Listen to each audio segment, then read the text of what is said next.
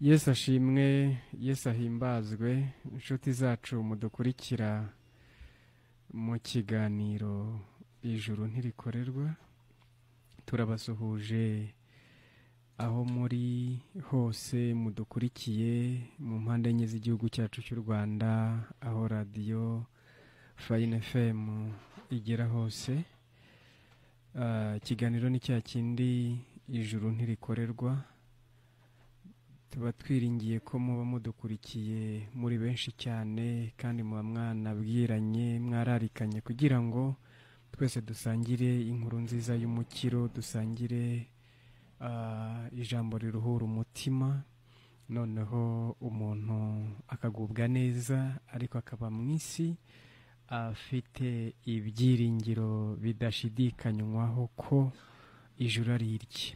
Tubahaye ikaze rero mu kiganiro ijuru ntirikorerwa kugira ngo nyine umwanya tugiye kumarana ungana n'isaha imwe yonyine tube tubanye dusangira ijambo ry'Imana. Ntabwo nabura nanone no gusuhuza bene data aho bari hose badukurikiye mu kiganiro ijuru ntirikorerwa, ababaye intungane mwese mutabikesha ibikorwa byanyu, cyane ko gukora kwa muntu Imana yaguhakanye ivuga ko kuzira imbere yayo.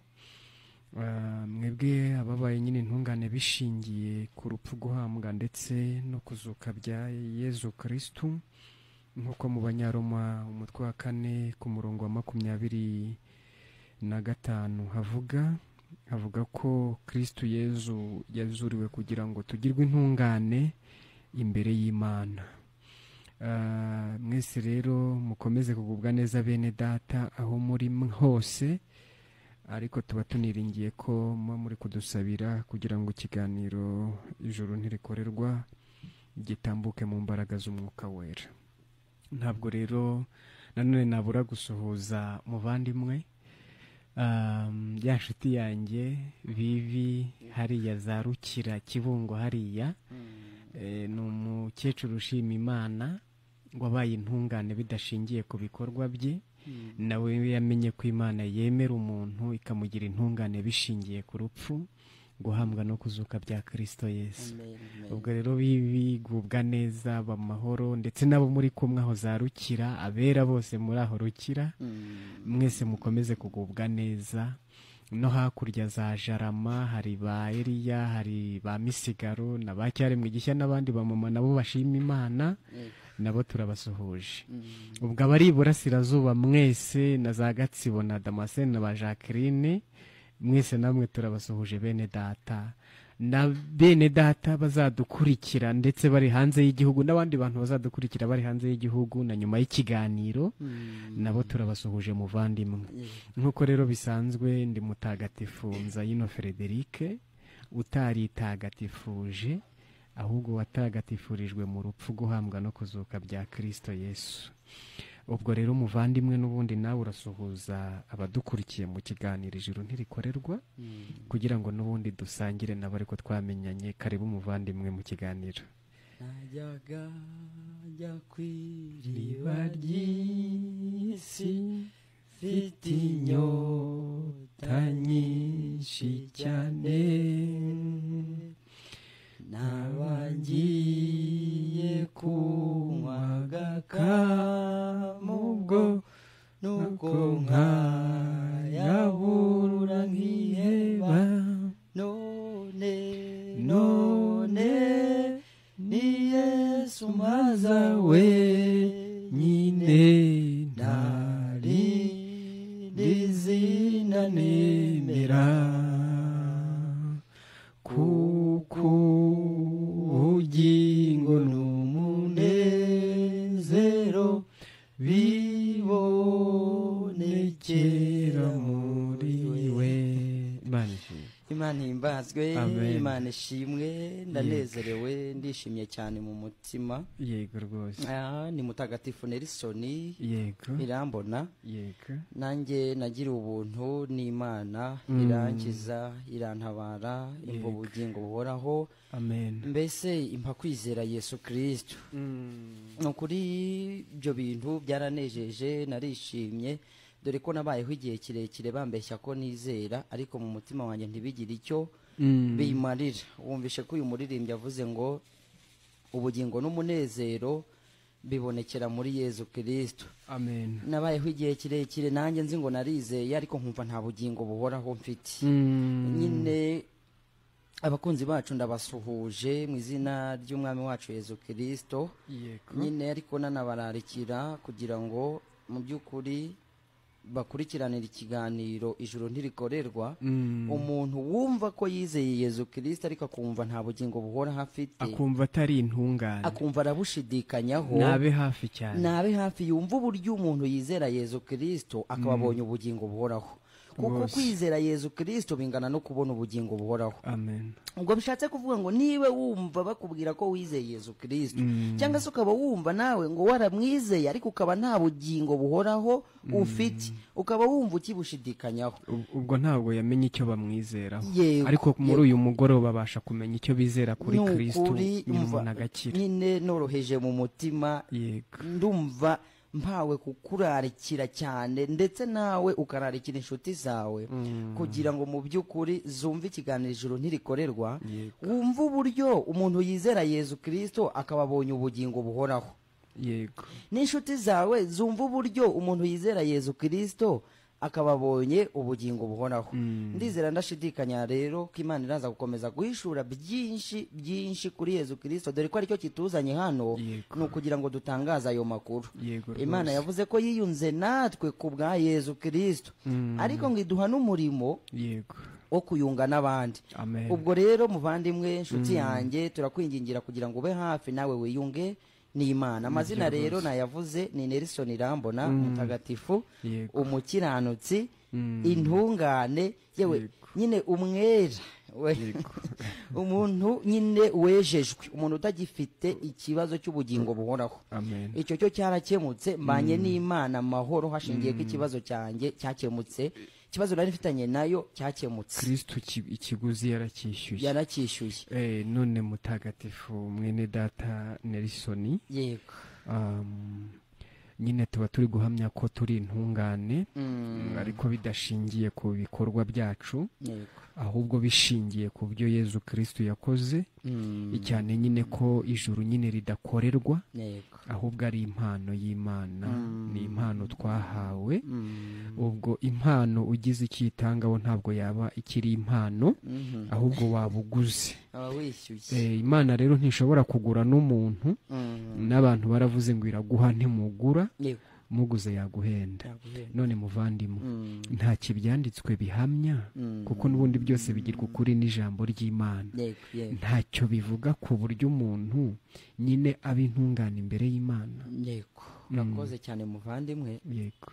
Nyine ibyanditswe byose nyine bivuga Yesu Kristo, nibyo. kuko navuga nti niyo mpamvu, kubera ko abantu babisomye nabi, ntibumva Yesu Kristo, bumva ahubwo ibindi bintu. Nuko basoma bataravuka ubwa kabiri, ariko bagiye kuvuka ubwa kabiri muri iki kiganiro ijuru ntirikorerwa baragiye basoma noneho babyumve neza. Yego, ubwo navuga nti Bibiliya yose aho iva ikagera ihamya ipfa n'izuka bya Yesu Kristo. Burya nyine Bibiliya, umutima wa Bibiliya ni Kristo Yesu, niwe ivuga. Buri murongo wari wose wo mu byanditswe uvuga Kristo, ni intsinzi y'icyo yadukoreye i Karuvari ku musaraba. Yego, niyo mpamvu rero tugiye kwifashisha amagambo ari mu gitabo cy'Abaroma. Yego. Mu rwandiko Pawulo yandikiye Abaroma, urwandiko rw'Abaroma. Yego. Ni mu bice 10, turasoma umurongo wa mbere tugeze ku wa 4. Yego.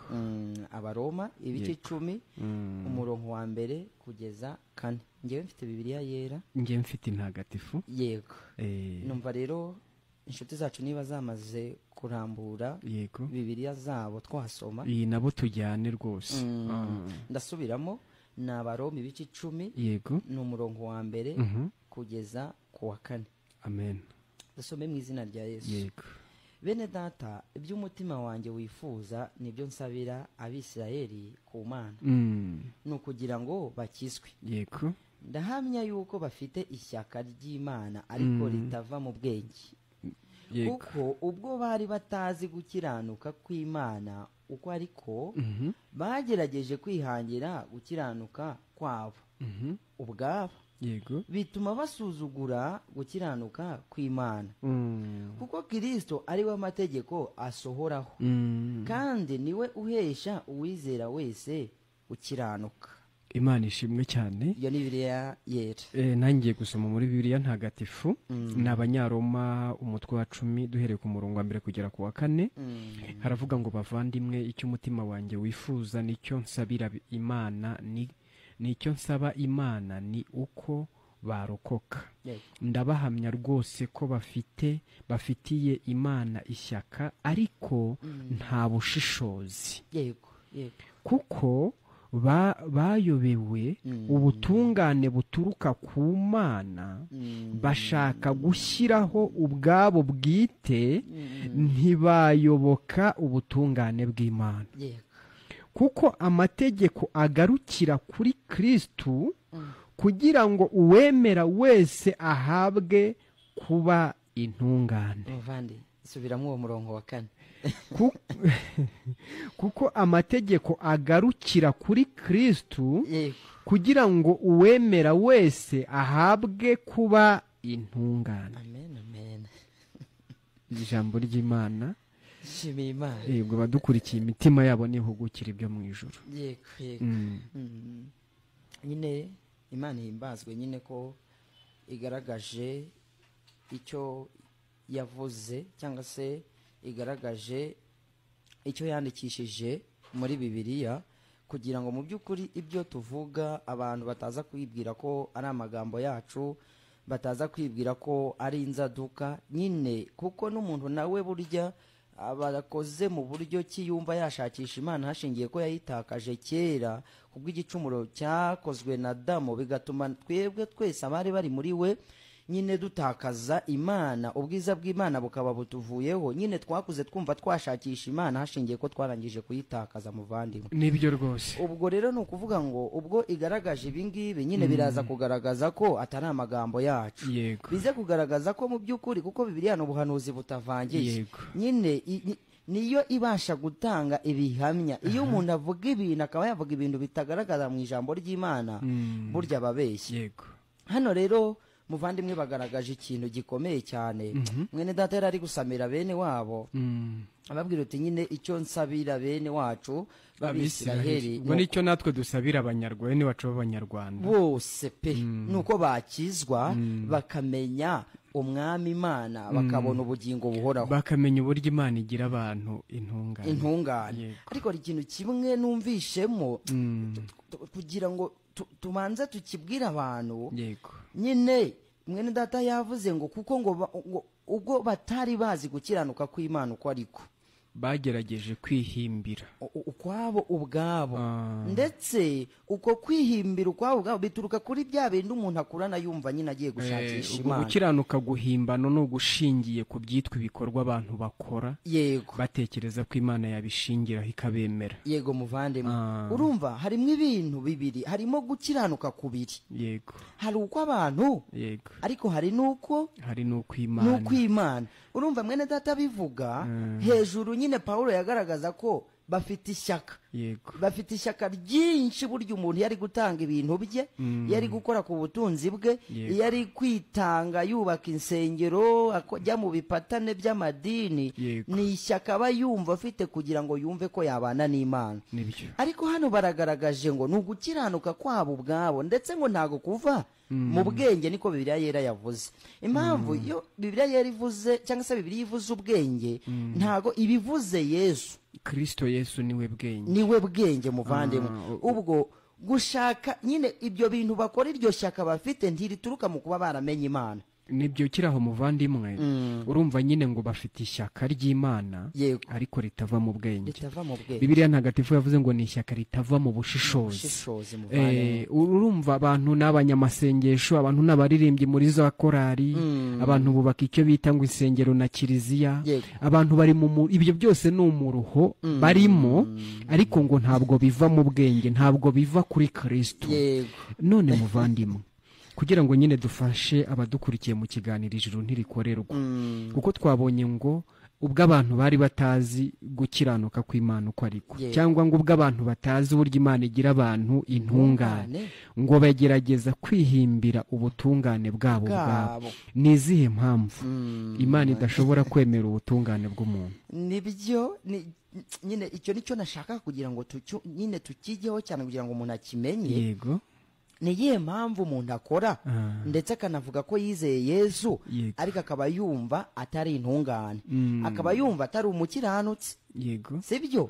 Akaba yumva nyine Imana iramutse inaje uwo mwanya batabana, kandi yatuye nk'uko babimubwira, Yego. yishyuye amafaranga, nyine ntacyo atakoze pe, ishyaka rye ryose yarishyizeho, Yego. arirya arimara, ariko yumva aracyari kurota ko mu by'ukuri Imana ije batabana. Yego. Ndetse akavuga ati simbizi, ahari byaterwa n'uko wenda naba mvuye ku rusengero, ahari byaterwa n'uko wenda hari umuntu naba amaze gufasha, Yego. ahari byaterwa nyine n'uko wenda ntaba ndi mu kazi, kuko mu kazi ngo hari igihe ndeba n'abantu nabi.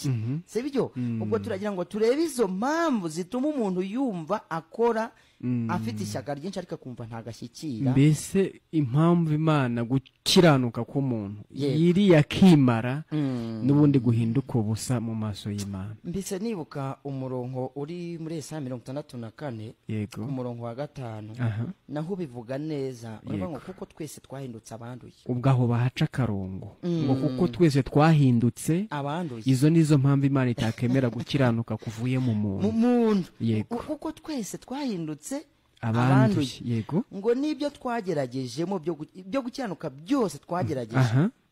Ibyo twagerageje gukiranukamo Byose. byose Yego. ngo ni ubushwambagara bwuzuye ikizinga, ngo gukiranirwa kwacu kudutwara nk'umuyaga. Ubwo bivuze ngo ikibi mu muntu kimutwaraho cyo gishaka, Mu yandi magambo yisanga yakoze ibibi abishaka cyangwa atabishaka. Bibiliya ntagatifu aho ngaho iravuga ngo ibyo umuntu yagerageje gutunganamo byose Yego. bimeze nk'umwenda uri mu mwanda. Cya Kinyarwanda ya Bibiliya abatemwe de Jehova bakunda gukoresha, ho haravuga ngo bimeze nk'umwenda wandujwe no kujya mu mihango. Ibyo bintu nibyo umuntu aterura kumva yabijyana imbere y'Imana. Ibyo kugira nibyo ngo- byitwa ibyiza by'umuntu imbere y'Imana. mu yandi magambo ni ugukiranuka k'umuntu. Yego. Uko niko Pawulo yaza avuga hano, avuga ngo bagerageje kwihimbira Yego. ukwabo. Yego. Noneho twagira ngo tuvuge impamvu nyine. Hejuru bari babivuze muri uriya murongo ngo nuko twese twahindutse abanduye. Nyine se impamvu ni iyi. Umuntu se yahindutse uwanduye ryari? Yego. Ko umuntu yavutse akisanga ku isi, akaba azi mama we, Yego. akaba azi se, akaba azi n'abavandimwe be. Yego. Nyine umuntu yakwibaza se nahindutse uwanduye ryari? Kuko birivuze ngo ni twese, Yego. nta n'umwe uba uvuyemo. Nibyo. Nta papa, nta padiri, Yego. yewe nta bishopu, Nta twese aho ngaho umubyeyi wacu ni umwe. bene muntu bononekariye hamwe, nta ukiza undi nta n'uwikiza. Bose baba bakeneye umukiza. Burya iyo umuntu ari kurenganya mugenzi we akamubwira ngo kiranukira Imana, sibyo? Yego. aba ashatse kumubwira ngo ntago twononekariye hamwe, Yego. sibyo? ni ukumusaba ibintu bidashoboka. Yego. ngo nagira ngo mvuge ubwo bwononekare bwaje Yego byaje. rwose. Inshuti zacu nyine umukurambere wacu ngo twari tubivuze ko duhuje ivuko na Adamu ni umwe, Nibyo. niwe twese dukomokaho. Yego. Nyine navuga nti nakwitangiraho urugero. Ubu abana nzabyara, ndi umusore ngewe, Yego. sindashaka, Yego. yewe nta n'uwo turabyemeranywaho, ariko ni ukuvuga ngo urubyaro rwanjye ruri muri nge. Nibyo. Ishyano nakora ngewe naba ndikururiye urubyaro Nibyo. rwanjye, Yego. sibyo? ni ukuvuga ngo ni gutyo bimeze. Adamu niwe wakoze icyaha, Tumurimo twese. tumurimo. Ubwo twese tuvukana ubusembwa. icyo yakoze ubwo natwe twaragikoze, icyo yariyeho natwe twakiriyeho. yego nyine Bibiliya ivuga ko Imana ubwayihora abana gukiranirwa kwa basi. Nyine ni ukuvuga ngo Adamu akoze icyaha, burya nanjye nari ngikoze. Nibyo rwose. Burya nanjye nari mbaye umunyabyaha, burya yirukanwa mu ngobyi ya Edeni, nanjye nari nirukanye. Ubwiza bw'Imana bubavaho, natwe bwari butuvuye. Totaloma. Nibyo rwose. Ni ukuvuga ngo niyo mpamvu nyine vuga ngo twese twahindutse abanduye. Nyine twese turi abanyabyaha bidashingiye ku mbuto z'ibyaha. Nibyo rwose. Bidashingiye ku byo twagaragaje, ahubwo bishingiye ku ivuko kavukire. Ubwo ni byiza biduturutsemo, Imana iyo ibirebye ibibona ko ari ibyaha, hashingiye iryo vuko ribi dufite. Kuko n'ubundi nta soko mbi ivamwo amazi meza. Nyine ngo igiti yari kibi n'imbuto zacyo aba ari mbi. Nyine niyo mpamvu nyine abo bantu umuntu agerageza gukiranuka ariko ntikwemerwe imbere y'Imana, nuko we ubwe aranduye, ni umunyabyaha, n'ibyo agerageje gusohora byose ni ibyaha. Reka mvuge ngo n'ibyo utajya ukora nabyo Imana yirebye muri wowe irabibona. Bivuze ko urumva kuko umuntu yangirika n'ubundi muri we hajemo icyiza n'ikibi. Bivuze ngo abadukurikiye mu kiganiro ijuru ntirikorerwa bakwiye kubyumva neza. Ibyiza by'umuntu n'ibyitwa ibibi by'umuntu byose ku Mana bari bibi. Duhereye ku masengesho no kubaka isengero na kiliziya nabyo ku Mana by'umunyabyaha nabyo ni bibi. Ubwo rero bavandimwe inshuti zacu, nyine niyo mpamvu gukiranuka k'umuntu Imana itakwemera, nuko nyine yahindutse uwanduye kandi kera nta n'uruhare abigizemo. Nyine ni ukuvuka ku mubyeyi nyine wagomeye Imana, bikarangira natwe dusanzwe turi abagome. Niyo mpamvu burya n'ibyo wita ibyaha burya nawe iyo ucunze usanga utabikunda, keretse gusa ko usanga wabiguyemo. Ndetse hari n'igihe umuntu avuga uti noneho mvuye mu rugo ntacyo ndi bukore, ariko yagera mu muhanda agishingura ikirenge mu rugo agahita atangira kugira gute kubikora. Uko rero niko gukiranuka k'umuntu, uko niko umuntu yihangira, ariko kukaba kutemerwa imbere y'Imana. Ubwo noneho navuga nti nimube maso. Yego rwose. Bumva umukiro. Kuko nagira ngo ubwo bamaze kumva gukiranuka k'umuntu ko ariko n'ubwononekare bwa muntu n'impamvu bitemerwa imbere y'Imana, nyine nagira ngo mu by'ukuri babe hafi kugira ngo Imana ibabwire noneho gukiranuka kwayo. Yego rwose. Iyo itanga nk'impano kubera ko mu bantu yakubuzemo, hanyuma uko nguko akaba ari kwibaraho umuntu, ikamwemera ishingiye kuri uko. Muvandimwe rero numva nyine wabwira abantu ko gukiranuka, kuko hano nyine bavuze ko guhari, bavuze ngo bayobewe gukiranuka kw'Imana uko ariko. Barakuyobewe. Ubwo navuga nti bagize amahirwe noneho nk'ayo natwe twagize. Nibyo rwose. Nk'ayo natwe twagize tukahishurirwa uko gukiranuka kw'Imana. Yo kumva noneho uko gukiranuka kw'Imana uko ariko, kugira ngo ukwizera yibonere ubugingo buhoraho. Murakoze cyane muvandimwe. Nyine inshuti zacu zidukurikiye mu kiganiro ijuru ntirikorerwa, zumvishe ikitwa gukiranuka k'umuntu uburyo ari umwanda mu maso y'Imana, ariko impamvu nta yindi ngo nuko twese twabaye abanduye. Ubwandu nyine mwabusobanuye ko ari bushingiye ku gicumuro cya Adamu.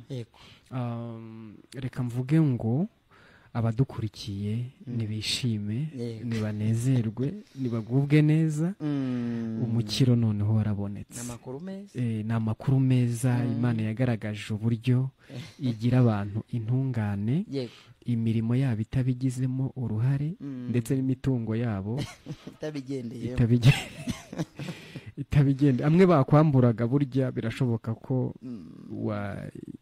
yagaburiramwo abana bagahaga, ndetse bakaniga, ibintu bikagenda neza, ukayasangira n'inshuti zawe abari kwa muganga ukabitaho, ariko utabigira icyangombwa kiguhesha kujya mu ijuru nanone. Kuko tugiye nanone kukubwira uburyo ubona icyangombwa kiguhesha kujya mu ijuru ukibanira nayo iteka ryose. Ni urwandiko rw'agatanga ka mbere, rumwe nta bwenge yabuze. Yego, ni urwandiko rw'agatanga ka mbere rubonekera ku musaraba. Ni mucyo nyine dusangira ibyabereye i Karuvari ku musaraba, cyane ko nyine ubwo icyaha n'ubundi ni gishingiye mu ivuko.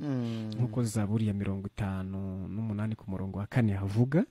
Aravuga ngo abantu abagira nabi bakiva mu nda za mama wabo, iyo bamaze kuvuka bariyobagiza ngo bakabeshya, ngo ubusagwe bubarimo bumeze nk'ubw'inzoka, ngo bameze nk'impuma y'igipfamatwi yiziba amatwi, ngo itumva ijwi ry'umugombozi, ngo naho yagomboresha ubwenge bwinshi. uko niko umuntu uvuka ku mugore n'umugabo ameze, wese avuka yarononekaye kuri urwo rwego. Noneho rero muvandimwe, tumaze kwangirika kuri urwo rwego, Imana ntabwo yatujugunye, kuko Imana y'ubwayo ni rukundo.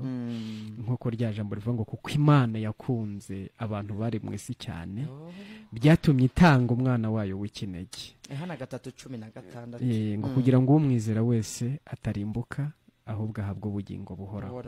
Kristo Yesu ni uwera waturutse ku Mana. Ubwo yazaga mu isi, Imana yari imwohereje kugira ngo dukizwe nawe. Abadukurikiye mu kiganiro ntirikorwa kugira ngo mukizwe nawe, ni ugukira utikijije, ahubwo ukijijwe n'undi. Kristo Yesu ageze hano mu isi yaraje gutsindira aho twebwe twatsindiwe, kugira ngo intsinzi ye ibe iyacu.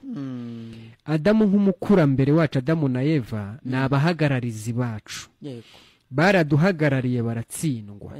Iyo Imana iri kuvuga ngo igicumuro cya Adamu cyabaye icyacu, burya bivuze ngo wowe udukurikiye, iyo uza kuba uhagaze mu mwanya Adamu yari ahagazemo, wari gutsindwa nk'uko nawe yatsinzwe, kuko ntacyo wamurushaga.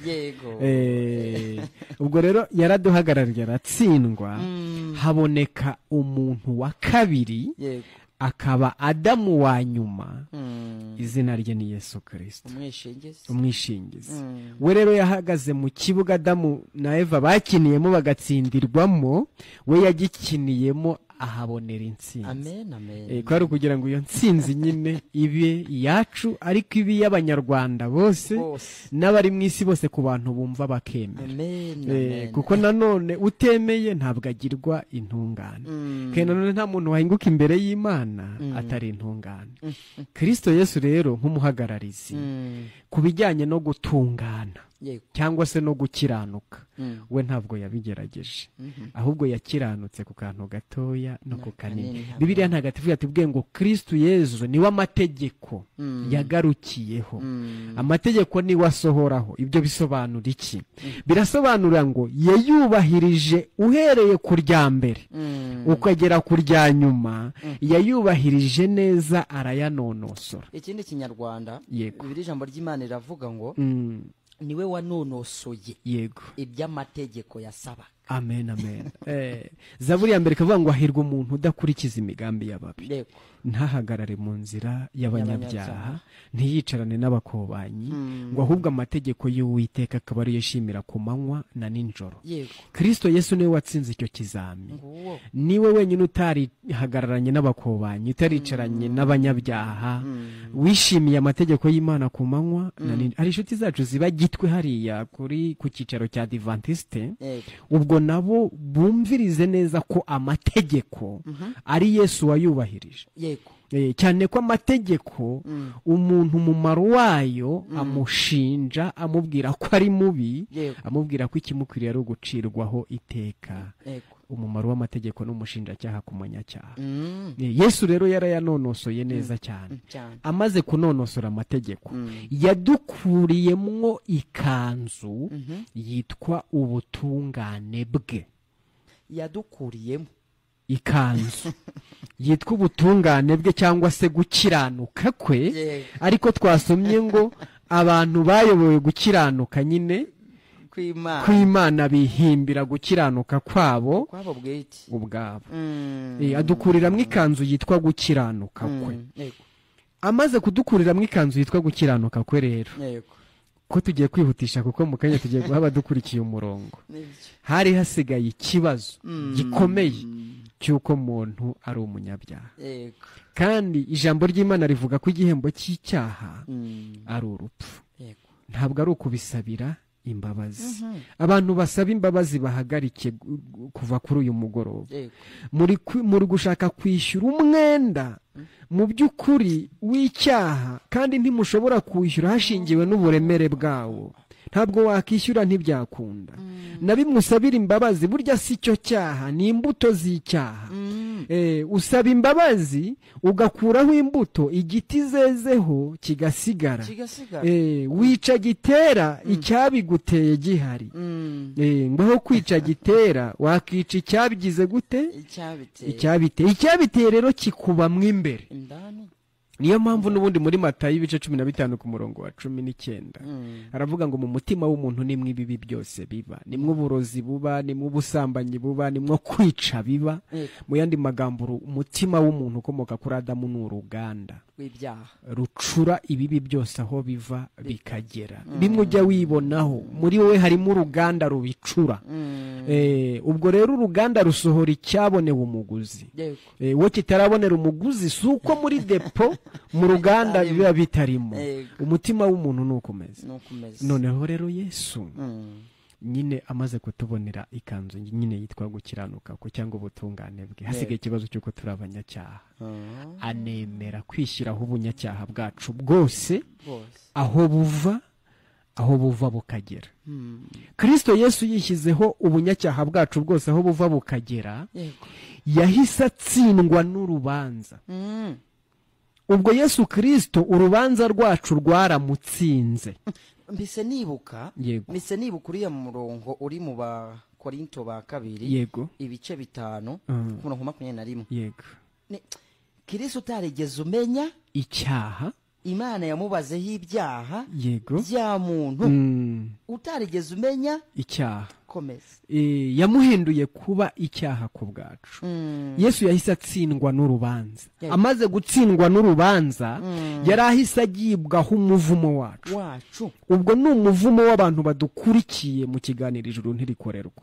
niwumva ukizera urabukuweho umuvumo gahunda ya deliverance ni ibinyoma umuntu nyine akurwaho umuvumo yo yizeye ibi bintu turi kuvuga Kristo Yesu rero muvandimwe agiye mu mwanya wacu yabaye icyaha nyine nk'uko mwari mubivuze ariko aba n'ikivume icyarimwe niyo mpamvu nyine Yesaya ari kubihanura yaravuze ngo Imana ubwayo yatwambitse umwambaro w'agakiza uwo mwambaro w'agakiza ni agakiza nko gukurwaho urubanza muri Kristo Yesu ngo anadufubika gukiranuka kwe ukurwaho urubanza Imana igahita igufubika ubutungane bw'umwana wayo igahita igufubika gukiranuka kuva kuri yo Kristo Yesu niwe gukiranuka kwacu noneho rero yemera kwishyiramo ububi bwacu bwose mu yandi magambo badukurikiye mu kiganiro ijuru ntirikorerwa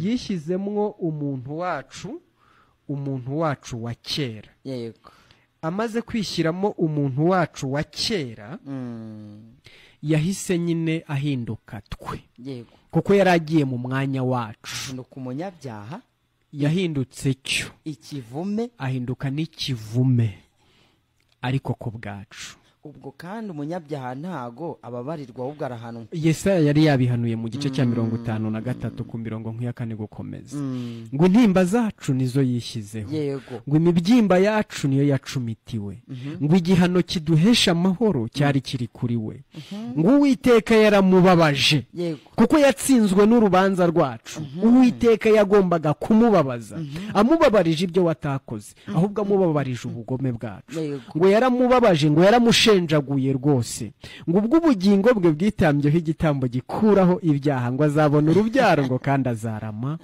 ngo mu bise by'amaraso yihavemo ishyanga rishima Imana urubanza rwacu yararutsinzwe ariko urwe yararutsinze kuko we nta cyaha yigeze akora Imana yari yavuze ngo ntabwo izakunda ko uwera wayahera mu iborero Imana izura Yesu mu bapfuye cyari igihamya cy'uko Yesu nta cyaha yigeze akora ahubwo yabaye icyaha ku bwacu ubwo rero muvandimwe abadukurikiye mu kiganiro ijuru ntirikorerwa inshuti zacu mudukurikiye umva iby'iyi nkuru nziza ukwiye kumenya ko burya ubwo Yesu Kristo yabambwaga wabambanywe nawe kuko imana yagombaga kubahiriza ubutabera bwayo igahana umuntu ariko imuhaniye muri Kristo Yesu. Ubwo nibwo buryo imana yicamwe abantu bavuga ni ukwica umuntu wa kera ariko mu rukundo ikarema undi muntu mushya, kuko urukundo rwatanze agakiza, rwatanze umucunguzi. Amen, amen, amen. Yesu abambwe turabambanwa,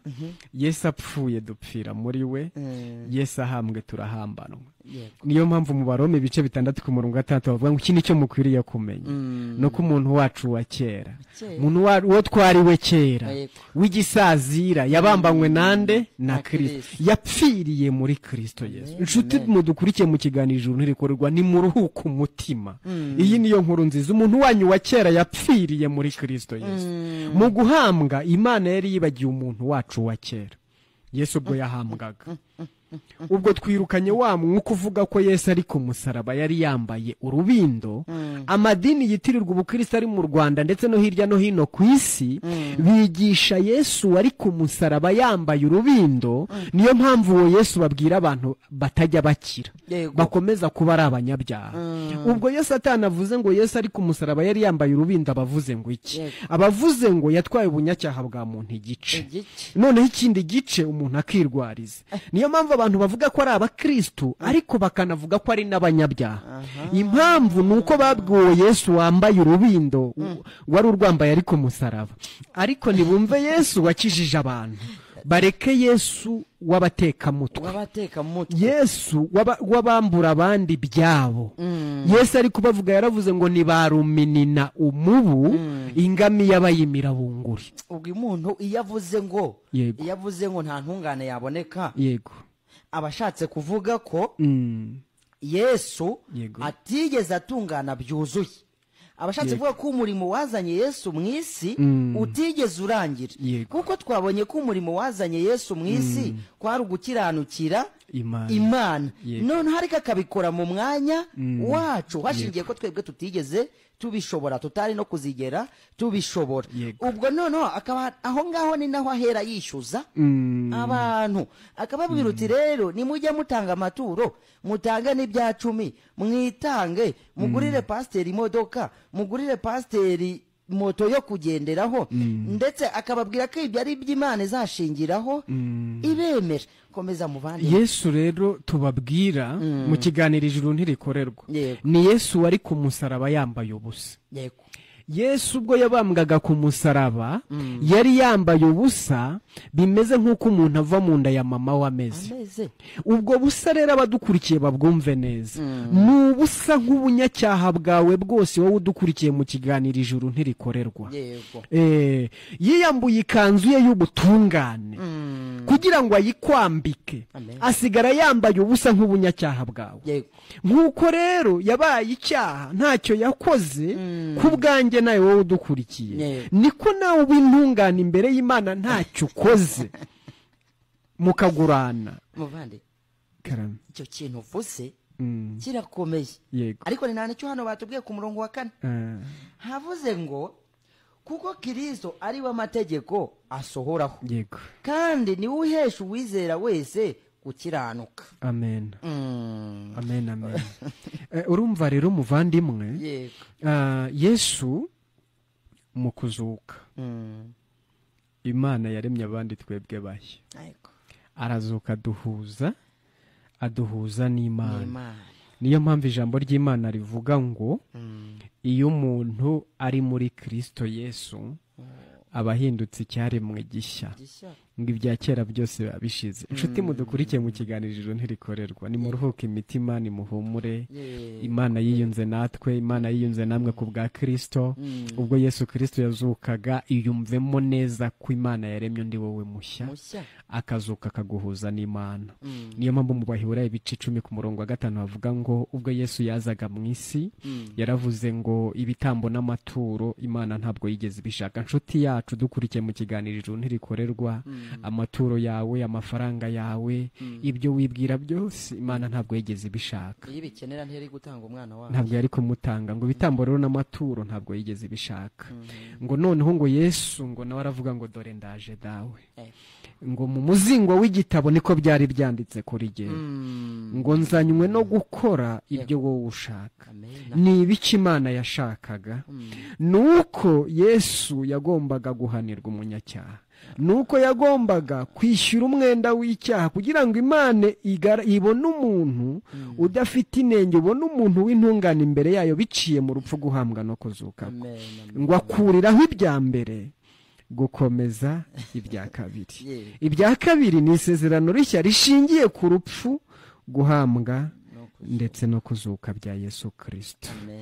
mu murongo wa 17 muri icyo gice cya 10 aravuga ngo ibyaha byanyu ngo n'ubugome bwanyu ngo ntabwo Imana izongera kubyibuka ukundi. agakomeza avuga ngo ubw'ibyo rero bibabariwe, ntabwo hakiriho kongera gutamba ibitambo by'ibyaha, ntabwo hakiriho penetesiya, ntabwo hakiriho gahunda ya tubibwirane mu twumba, kuko iyo muri kubibwirana aho mu twumba ubwo muba muri gutamba ibitambo by'ibyaha. ibyo byose ni ibitambo. iyo mugiye gusaba penetesi, ibyo ni ibitambo by'iki? by'ibyaha. ariko ni umunyabyaha uri imbere y'undi munyabyaha mugenzi we. nta munyabyaha rero ukiza undi.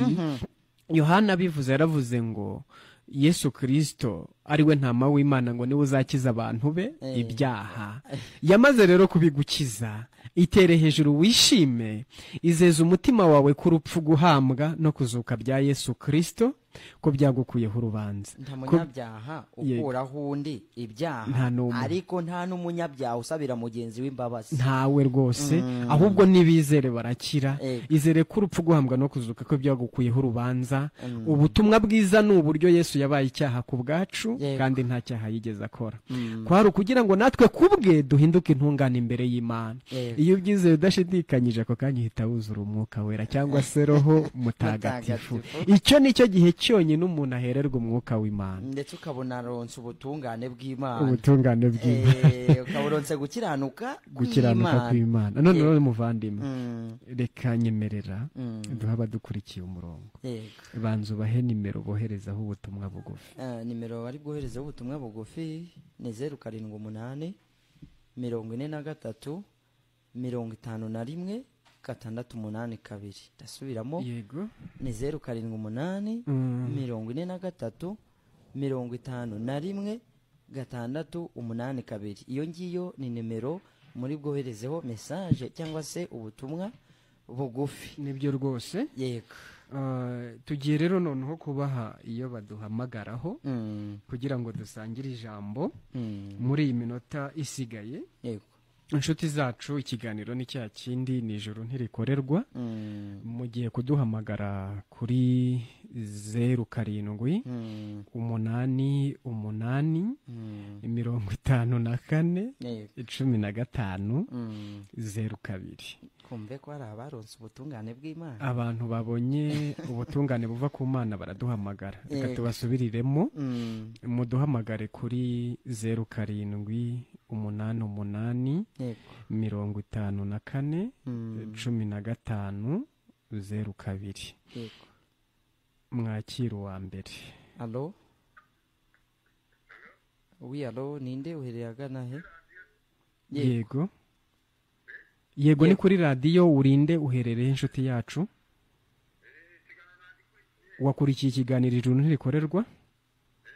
hari icyo waronsemo? wamenye uburyo Imana igira abantu intungane? aha, ngaho ihutishe, abari ku murongo ni benshi.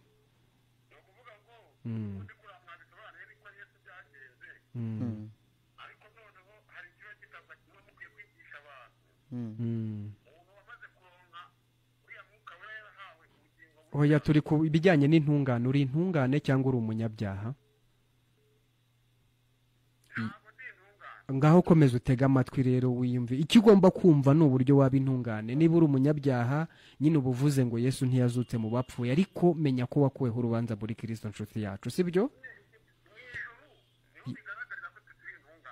nyine wowe umva icyo turi kukubwira, nshuti yacu, sibyo? amahirwe ni ayawe. Izeza umutima wawe ko urupfu, guhambwa ndetse no kuzuka bya Kristo Yesu ko byagukuyeho urubanza, sibyo? Urahita ubona ubwiza bw'Imana. Iyo uri kuvuga ko uri umunyabyaha uri kwiciraho iteka, uba witwa umuhakanyi cyangwa umwanzi w'umusaraba. Uba uri kuvuga ko Yesu atakwishyuriye umwenda w'icyaha. Urakoze cyane, turagushimiye inshuti yacu. Alo Fine FM yagiye, barakomeza kuduhamagara. Yaratubwiye ati ntabwo ndiyo, ariko birashoboka nanone ko nyine ab'intungane ku bwa Yesu, kuko nyine nta murimo w'umuntu uzamo. Fine FM, alo, muri bande muherereye hehe? Alo, yagiye. Alo Fine FM, muri bande muherereye hehe? Wamenye uburyo Imana igira abantu intungane? Yego rwose, Imana ishimwe kandi Imana ibaha umugisha. Yego. Nabyumvise, nabikurikiye kandi iki kiganiro cyanyu mpora ngikurikira. Jya uhora ukurikira rwose. Ubu uri intungane ku bwa Yesu? Ubu nawe uri intungane ku bwa Kristo Yesu kuko yazutse mu bapfuye. Yego.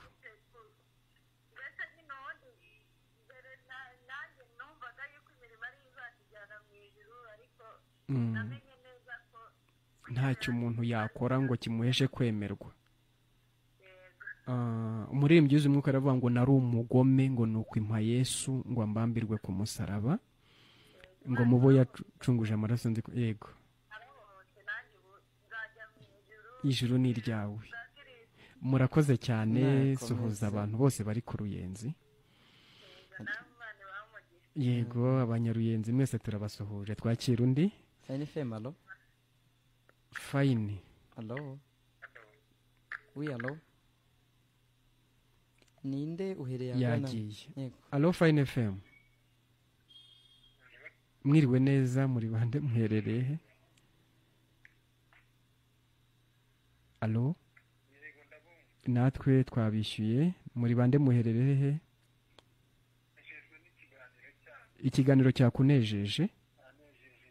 Oya, nezerwa, Yesu yaratsinze ku musaraba.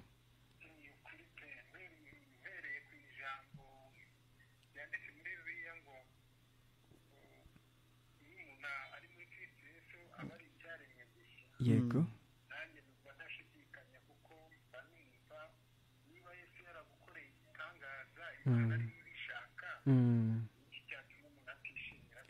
Kandi nyine kuba muri we n'ukwizeza umutima wawe ko urupfu, guhambwa no kuzuka bye byagukuyeho urubanza, ukagirwa uwera, umuziranenge, intungane mu maso y'Imana. Gubwa neza rwose.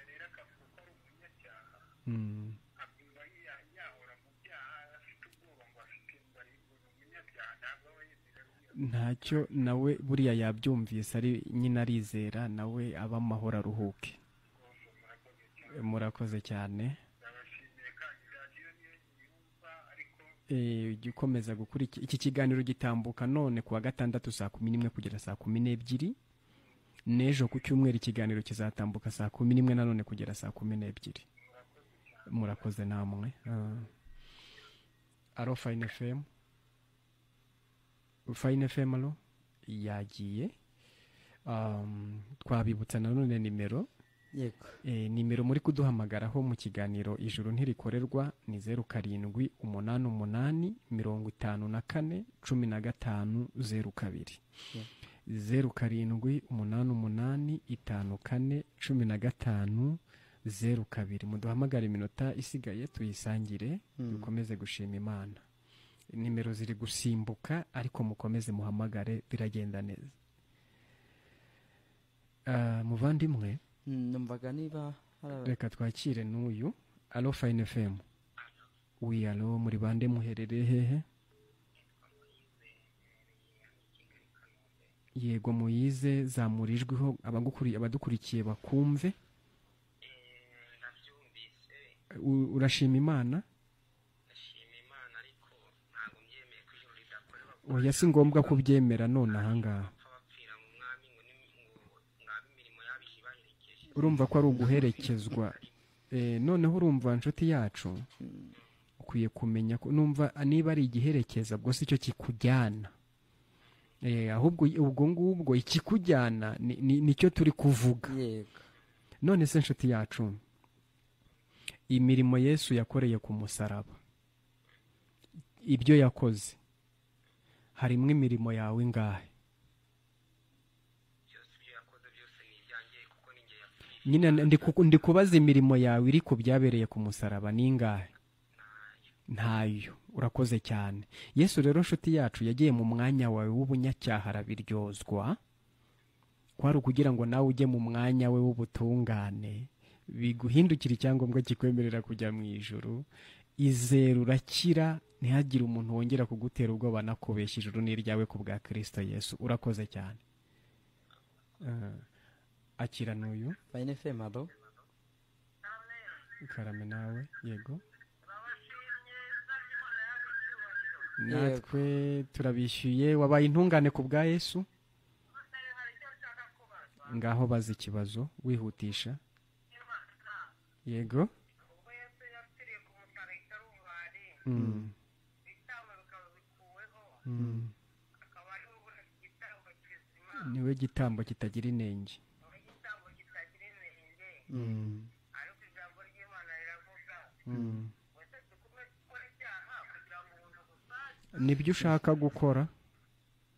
Ijana kubikora, ariko noneho hari n'ababirimo. Oya, aho ngaho urarengereye. Nyine reba ibyawe, kuko nunabikora ribu y'amapingu ntiyayabitse iri bukujyana aho ugomba kujya, kandi nta n'ishema byaguhesha.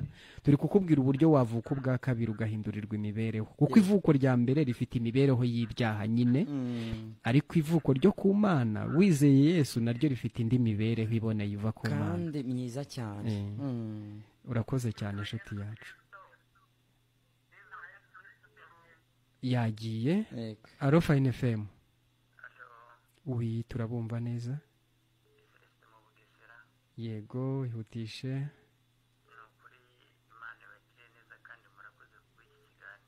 Biragushimishije kumenya yego.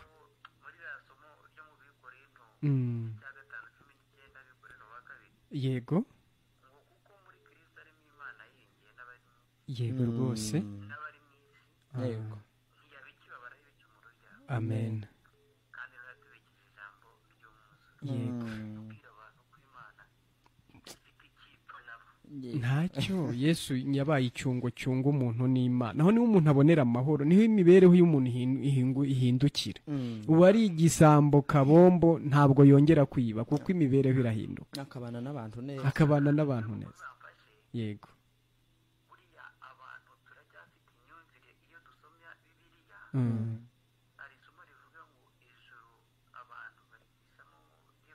Ubwami bw'Imana buratwaranirwa, intwarane zikabugishamo imbaraga.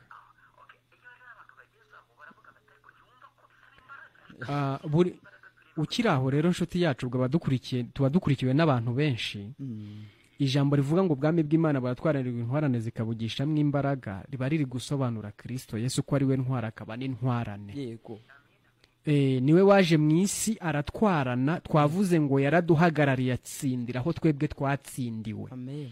Ubwo yari ari gutwarana. Noneho mu kuzuka kwe yabaye intwara aba n'intwarane icyarimwe. Yego. Kuko yanesheje amaraso. Umurongo wose umuntu yasoma muri Bibiliya niyumve mu intsinzi ya Yesu n'icyo yadukoreye ku musaraba. Ibyo bintu ntabwo biba byitwa ijambo ry'Imana.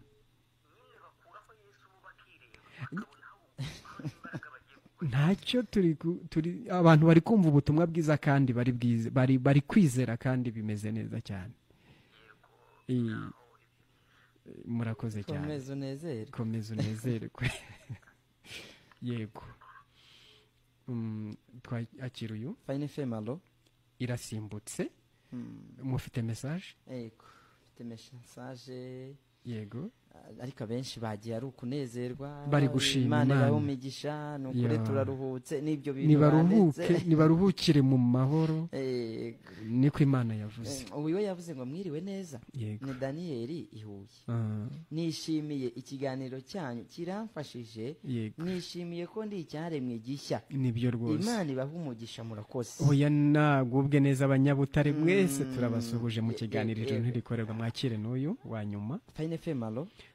uwa nyuma twari duhaye amahirwe irasimbutse nanone. Wakomeza ugasoma. yego. hari undi wanditse ngo hero ni Joel. yego. nibanditse Kigali ngo Yesu yakoze byinshi Mm. mu buzima bwanjye. yego. nanjye ndi intungane Mm. ku bwa Yesu. yego rwose imana ishimwe cyane. Yego. turabashimiye nyine Yego. inshuti zacu mudukunda natwe turabakunda. Yego. muratwandikira mufata umwanya mukadukurikira mu kiganiro ijoro ntirikorerwa. ariko nuko nyine tubabwira ko mukwiye gukomeza kunezerwa. hari umuntu wakomeje kuduhamagara. reka twakire uwa nyuma. Fine Femalo. yego turakumva. ninde uhereraga nawe wihutisha? yego Jerome. Jerome turakwakire mu kiganiro ijoro ntirikorerwa. murakoze namwe. kuri WhatsApp birashoboka. uraza gukomeza guhamagara iyo nimero nyuma y'ikiganiro. yego. utworeze nimero dushobora ariko twanagushyira ku rubuga ijuru ntirikorerwa. byose ni byiza. ndabakunda cyane. twahoranye kuri gurupe muri Facebook ariko sinkibabona. noneho uze kutwereza nimero yawe turaza kubigukorera. murakoze namwe. ubwo muvandimwe twashimira abadukurikiye bose mu kiganiro ijuru ntirikorerwa. abandi mushobora gukomeza kudukurikirana ku rubuga rwacu rwa YouTube channel ijuru ntirikorerwa TV. mugakomeza gukurikira ibiganiro. Alo Fine FM. nimero hari ukuntu ikirere cyagenze zirasimbuka cyane. ariko abantu bakomeza kudukurikira nyine kuri iyo shene ijuru ntirikorerwa TV. hariho bene data bakomeza kubaganirira bababwira nyine uburyo Imana yakunze muntu ariko ikanamukiza muri Kristo Yesu. bababwira gukiranuka kw'Imana ko ariko Imana yemerera nk'umuntu ko nibyo rwose muvandimwe. ubwo rero twabashimiye mwese ariko tubabwira ko nta muntu uzacirwaho iteka ahowe ibyaha bye. kuko ubwo muntu aciriwe iteka ahowe ibyaha bye Imana yaba yishyuje umwenda w'icyaha kabiri. kandi ntabwo byashoboka. nawe ubwawe udukurikiye umuntu ubaye akurimo umwenda akakwishyura no mu buryo bw'ubupfura n'ubunyangamugayo ntabwo wakongera kumwishyuza. ubwo ni ukuvuga ngo abantu bazazira ko batemeye ko umwenda wabo wishyuwe na Kristo bagashaka kwiyishyurira. niyo mpamvu abo bitwa abanzi b'umusaraba. Alo Fine FM. reka telefone turekere izo. n'ubundi umurongo wakomeje gusimbuka. ariko nyine nimuhumure. nimuruhuke mu mitima. yewe nibaruhuke rwose Imana nyine yiyunze n'abari mu isi ikoresheje Kristo. nta muntu n'umwe kibaraho ubunyacyaha bwe kuko nyine yabubaze kuri Kristo. Alo Fine FM. uyu muntu twamuhaye amahirwe menshi birahita bisimbuka ariko mutwihanganire. nibanezerwe yagiye. nibishime kubw'ubutumwa bwiza. ubutumwa bwiza buzana umunezero. ubutumwa bwiza buzana kubana n'abantu. ubutumwa bwiza buzana gukira ibyaha no mu buryo bw'ibigaragara. yewe nyine ubutumwa bwiza ni inkuru umuntu yumva akaba amahoro akumva aguwe neza. umuririmbyi yarabivuze neza avuze ngo mubwire abantu iby'ijuru ibyururutse imitima.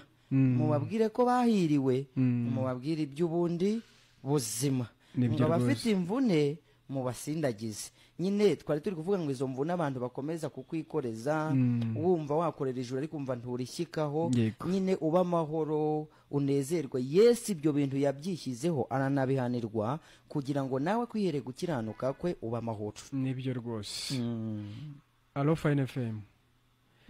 nta kindi gihesha gukiranuka mu bisi no mu bo mu ijuru keretse kwizera ko wogejwe de n'amaraso ya Yesu masa.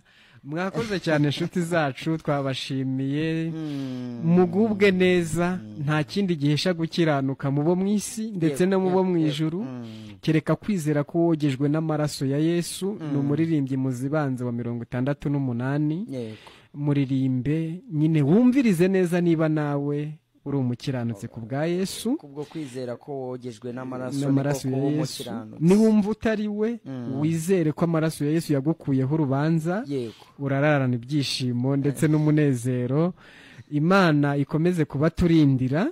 Ubwo nahejo ku cyumweru saa 11 kugeza saa 12. Mwakoze cyane. Ubwo muvandimwe, bahe nimero zawe baze kuguhamagara. Nimero zanjye nazisubiramo, nizirya mwoherezagaho message, ni 078 43 51 682. Basubiriremo 078 43 51 682. Uwo ni Mutagatifu Nelson. Mushobora gukomeza kumuhamagara. Frederic nawe nubundi mwakomeza kumuhamagara kuri 0788 54 15 02 0788 54 15 ngaho rero mukomeze mugubwe neza. Nahejo ku mugoroba Imana ikomeze nyine kubahishurira ibyabereye i Karuvari ku musaraba. Imana ishimwe cyane. Amen, amen.